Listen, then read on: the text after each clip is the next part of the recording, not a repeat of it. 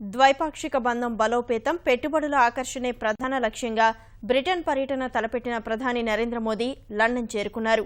Heathrow అంతర్జాతీయ విమానాశ్రయానికి చేరుకున్న మోదీకి ఆతిథ్య దేశ ఉన్నత అధికారులు సాదర స్వాగతం పలికారు. సెయింట్ జేమ్స్ కోర్ట్ హోటల్లో కాసేపు సేద తీరనున్న ప్రధాని లండన్లో నివాసముంటున్న పంజాబీలతో సమావేశమవుతారు. తర్వాత కింగ్ చార్ల్స్ స్ట్రీట్కు చేరుకొని బ్రిటన్ సైనికుల నుంచి గౌరవ వందనం స్వీకరిస్తారు.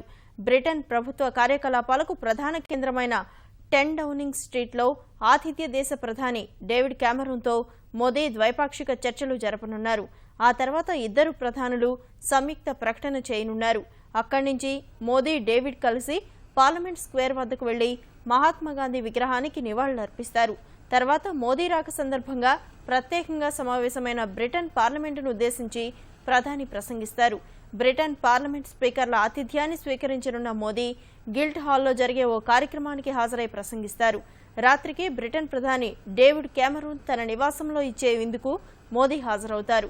శనివారం వరకు బ్రిటన్లో పర్యటించనున్న ప్రధాని తర్వాత టర్కీ వెళ్లి ఆంటియాలాలో జరిగే G20 దేశాల శిఖరాగ్ర సదస్సులో పాల్గొంటారు. एक तरह से ये एक जो ऐतिहासिक प्रधानमंत्री का